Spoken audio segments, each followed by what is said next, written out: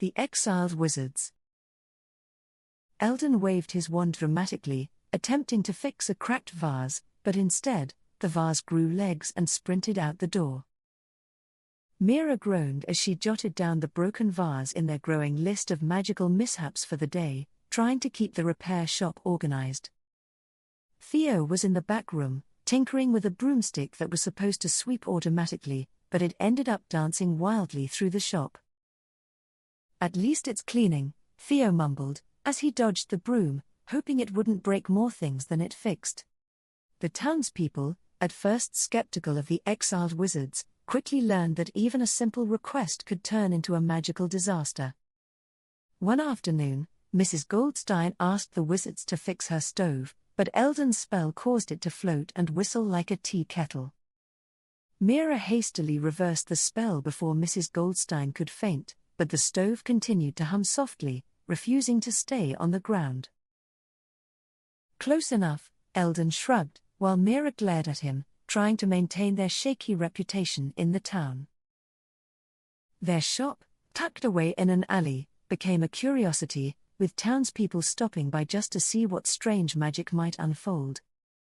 Lila, the town's skeptic, peered through the window one day, curious about the wizard's supposed talents, though she didn't believe in magic. "You're all frauds," Lila declared when she finally walked in, challenging the wizards to fix her broken pocket watch without any mishaps. Eldon, eager to impress her, muttered a spell that repaired the watch, but also made it glow bright purple and tick twice as fast. Lila stared at the glowing watch, her skeptical expression softening just a little, as she struggled to suppress a grin.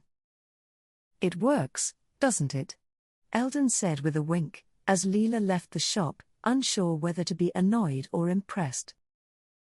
Despite their chaotic attempts at repairs, the wizards began to attract more attention from the townspeople, curious about their eccentric magic. Theo's latest invention, a magical doorbell, was supposed to chime melodiously, but instead, it barked like a dog every time someone entered. "It's unique," Mira sighed, as the shop filled with laughter from the customers, though the barking doorbell was undeniably annoying. Eldon, however, found the barking doorbell hilarious and refused to fix it, believing it added charm to their already bizarre business. As weeks passed, more and more people came to the shop, not just for repairs, but for the entertainment the wizards unknowingly provided.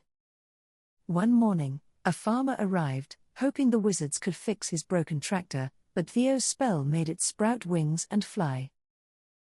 "That's not what I wanted," the farmer said, as he watched his tractor circle the sky, much to the amusement of the townsfolk. Mira quickly reversed the spell, and the tractor landed with a thud, leaving the farmer slightly bewildered but too amused to complain. Lila returned, this time with a broken bicycle, daring the wizards to fix it without adding any magical quirks like before. Eldon, determined to show off, waved his wand with more precision this time, fixing the bicycle perfectly, until it started singing show tunes. "Why does everything sing around here?" Lila asked, raising an eyebrow, but she couldn't help laughing at the musical bicycle. Over time, the wizards' magical mishaps became part of the town's charm, and the townspeople grew fond of their quirky ways. "We might be exiled," Mira said one evening, "but I think we're finally starting to fit in our own strange way." Despite their rocky start, the wizard's shop became a beloved part of the town, where people came not just for repairs, but for the magic itself. Lila, once the harshest critic, found herself visiting more often, enjoying the unpredictability that came with every spell. One day, she even asked Eldon if he could teach her a few simple spells, though she was still skeptical about magic working for her.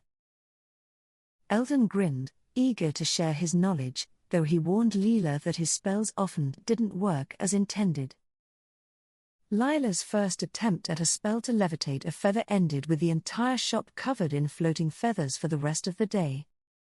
"Well, that's one way to decorate," Mira said dryly, as she plucked feathers from her hair, but secretly enjoyed the chaos. Theo, meanwhile, continued to tinker with his inventions, creating magical gadgets that worked perfectly, until they didn't. His latest creation, a magical vacuum, worked well for a few minutes before it started vacuuming up the furniture and then the walls.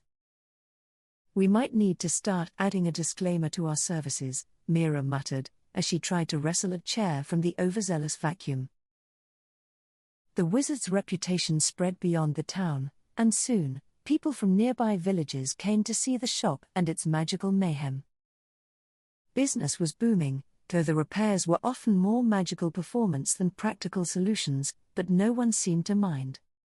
One day, the town mayor visited, asking if the wizards could help with the annual town festival by adding some magical flair. Eldon enthusiastically agreed, offering to enchant the festival banners to change colors and dance through the air during the celebration. During the festival, the banners did change colors, along with everyone's clothes, much to the delight and confusion of the attendees. "I didn't ask for a wardrobe change." The mayor laughed, watching his suit turn bright orange, but the crowd loved the magical display. The wizards, despite their clumsy spells, had managed to become an integral part of the town, blending magic with everyday life. Lila, now fully immersed in the wizard's world, admitted that she no longer doubted their abilities, though they often surprised her. "You're still terrible at repairs," Lila teased, but there was a hint of admiration in her voice as she watched them work. One quiet afternoon, a letter arrived from the Magical Academy, offering to reinstate the wizards now that their exile was over. Mira read the letter aloud, but the wizards looked at each other, unsure if they even wanted to return after building a life in the town. "We don't need the academy anymore," Theo said. "We've built something here that's just as magical in its own way." Eldon nodded, agreeing that they had found their place among the townspeople, who accepted their magic, flaws and all. They decided to stay, turning down the academy's offer, and fully embraced their role as the town's quirky magical repairmen. Over time, the shop expanded, and the wizards began teaching basic spells to anyone in town who was curious enough to learn.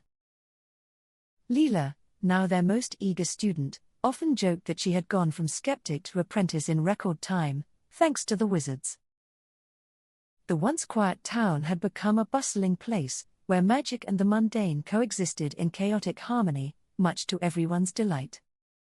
Even the mayor admitted that the wizards' magical mischief had brought new life to the town, making it a popular destination.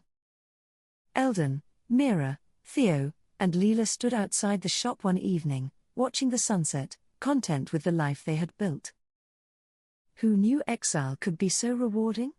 Mira said with a smile, as the magical doorbell barked cheerfully in the background. Eldon laughed, waving his wand to quiet the barking doorbell, finally mastering a spell on the first try, much to everyone's surprise. The wizards had found success, not by perfecting their magic, but by embracing their mistakes and the joy they brought to others. And so, the exiled wizards became the heart of the town, where magic, mayhem, and laughter went hand in hand, forever part of everyday life.